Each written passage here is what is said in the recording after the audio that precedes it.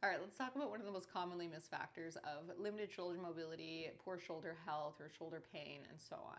If you watched my last video in the series, you will have heard me talk about the importance of the shoulder capsule and how that's often missed and forgotten about.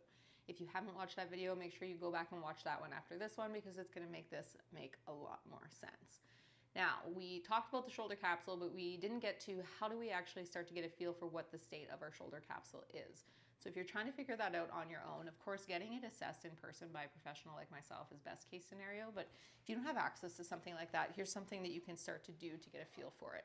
I like to measure this out to the side at 90 degrees, meaning arm is 90 degrees out that way and up at about 90 degrees, but it doesn't have to be measured there. And if you have limited shoulder mobility, you might not even be able to get into this position to measure it, and that's fine.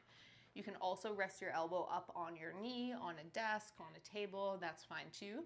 But you want to take your you want to take your fingers and put them on your collarbone. Your collarbone is that bone that runs from your sternum up to your shoulder. It's connected to your shoulder blade. So as soon as your shoulder blade or the socket of your ball and socket joint starts to cheat, you're gonna feel it in your collarbone. So you want that collarbone to stay still. So fingers are on the collarbone when we're checking this. And then we're gonna see how far we can spin our arm inwards. That's internal rotation, which our capsule limits when it's restricted. So we want to see a fair amount of shoulder internal rotation. The amount that we need varies from person to person depending on what you do with your shoulder on a day-to-day basis, but for most people I like to see in and around 70 degrees of that shoulder internal rotation.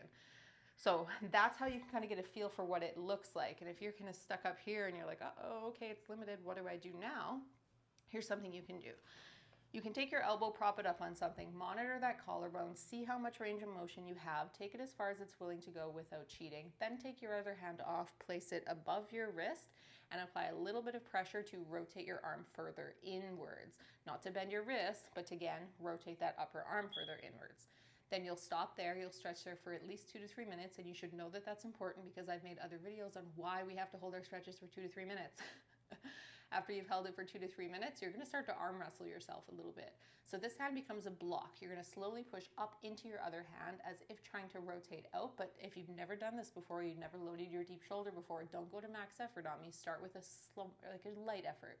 Keep it light, hold it for a little while. After that, you're gonna throw it in reverse and you're gonna fight to internally rotate more to spin that arm further inwards, not helping with this hand, but also making sure that collarbone doesn't move. If you've never done that before and you don't know how, I have free videos up on my YouTube channel. If you go to my channel, you go to the shoulder playlist and then find the internal rotation videos, there'll be various videos there that talk you through it. So you can then just follow along with me in the video. But again, don't jump to max effort if you've never done that before, and make sure you keep it pain-free. In the next video, I'll show you the next thing that is most commonly missed.